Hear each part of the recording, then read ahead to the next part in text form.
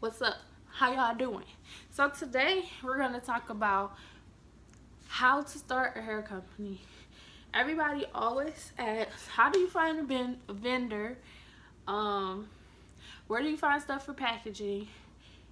Do you create a website? Do you not create a website? Just a lot of stuff about how to start a hair company.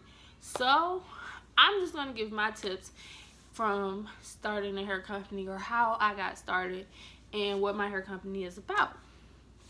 So step number one in starting a hair company is to figure out if you want to sell virgin hair or raw virgin hair.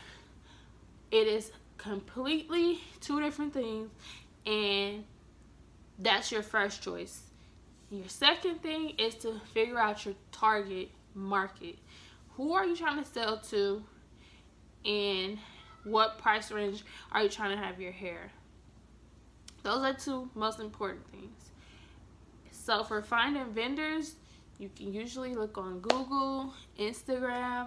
Some people use AliExpress. Just make sure you check reviews and customer pictures if you're going to do the AliExpress way. I personally found my vendor I started off with a vendor from, like, my sister tried some hair, and we were all in love with it. Like, me and my other sisters were all in love with it. So from that, I contacted the company, and I figured out they have wholesale. So then we start buying more hair and testing it, and then we start selling it to other people. And then from that, I created a business email, and then I created a business page, and I created a business Facebook page, and then hair companies start contacting me, and I start testing other hair, and then I found my vendor that I have now. But I'm always in the process of looking for different markets to go in, so I'm always looking for new vendors. So I'm always testing hair. That's another thing. Make sure you test your hair. You don't want to just find a vendor, look at some pictures, like the hair, and then start selling it, because if it's horrible, people are going to want their money back. People are going to make bad reviews about your hair company. Those are just things you don't want to run into. So make sure you always test the hair. Have more than one person test the hair if you can. Just make sure that you test the hair. Second thing is with prices. Just make sure you know what prices work for you based on your target market. Make sure that you're getting a profit. Just make sure that it works for you. That's the biggest thing, is make sure that your pricing works for you. Then after that, you're going to start wanting to come up with a name for your company. Currently, I'm in a situation where my name was Luscious Hair, and it's also somebody else's name. So make sure before you pick a name, you Google the name to see what pops up.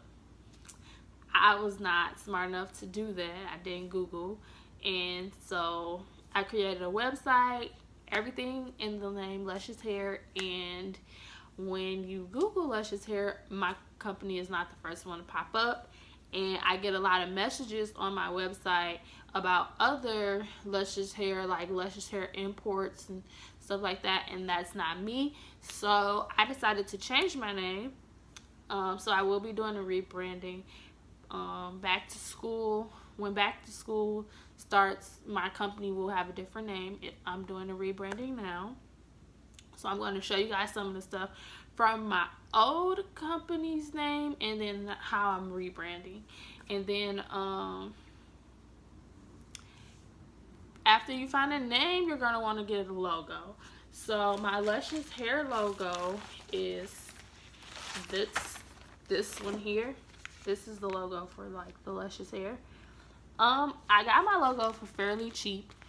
One of my friends had introduced me to a site called Efavor, and they had, like, logos that you could get for like $5. I'll do a close up on this.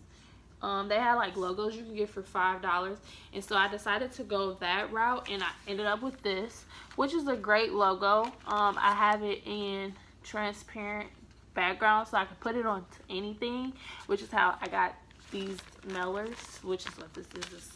You know, put the hair in here and like ship it off, whatever. It's just like a little mailer. And so that was my first logo, and then I made business cards with this logo. So that's my first logo.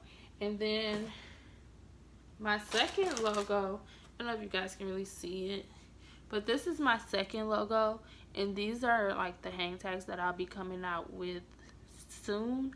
Well, when I rebrand, and then the back of it, it'll have like all the information about the hair, because currently I just like write the hair on like some little white hang tags that doesn't really have much of who my company is.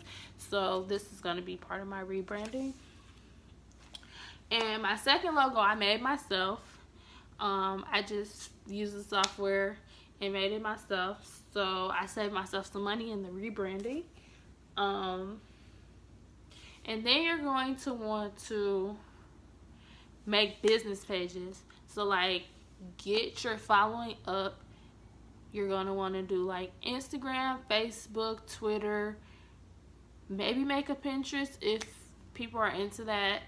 I know a lot of girls now are on YouTube showing their business, their hair business, and I'm currently in that market too. This will be my first video. So go to YouTube, do what you have to do to get your name out there. Also, you're going to want to think about whether you want to build a website or not. I have a website. Again, like I said, my website is called luscioushairext.com. On my website, you can find all my hair, people who have worn my hair, customer reviews. Basically, you can just order hair from luscioushairext.com, which is kind of how I do most of my hair orders, or through email. And then you want to think about how are you going to present your product to your customer. So me personally, I decided in my rebrand that I was going to do more than just have a bag with my logo on it and a business card. So I decided to do these hang tags for my hair. Let me see. You guys can see that. Yeah, these hang tags for my hair. And then, like I said before, this is the back of them. So I'll just like put all the information on it, whatever. And I got these hang tags from Zazzle, which I found this website from another person on YouTube who was talking about her hair company. And I found these for a steal because I have like 40 hang tags and I paid $9 for them.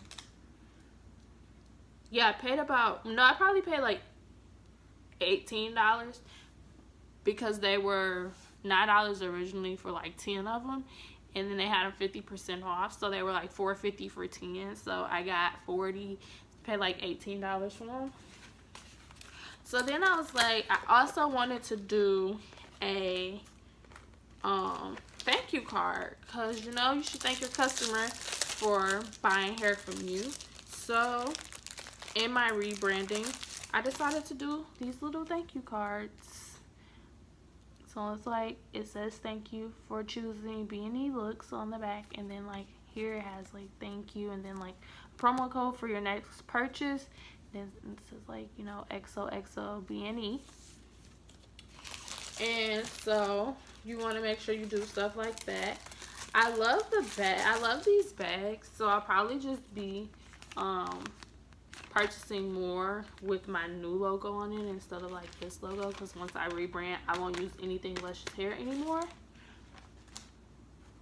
But I also have invested in these satin bags to put the hair in. So like put the bundles in and then scrunch up right here like that. So these are really cute to me. They're cute to like store your bundles in and everything like that. I'm looking for bigger ones, so if anyone knows where to get bigger ones at, please let me know. But these are pretty cheap too. I got them from efavor, I believe, and they were pretty cheap. I have purple, silver, and black ones. that I usually just put the hair in. I usually put them in here with the business card and ship it off. But since I'm rebranding, a lot of stuff is going to change. I will show you guys some of the hair that I've been testing, or like some of the hair that I have now. Some of it is still in the testing process, so it's not on my website, and some of it, yeah, most of this hair is in testing process. It's not on my website. I will try to come back with a video about all of the hair that's currently on my website. But this is the Luscious curly hair that I have here. And try to do a close up on it. This is the Luscious curly. And then this hair I'm testing, and it's the raw Indian hair. I put the hang tag on it just to see like what it would look like. But this is the raw Indian hair, and this is the natural wavy.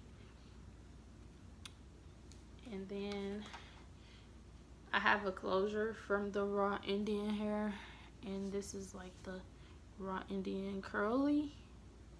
This is like the curly that goes with it.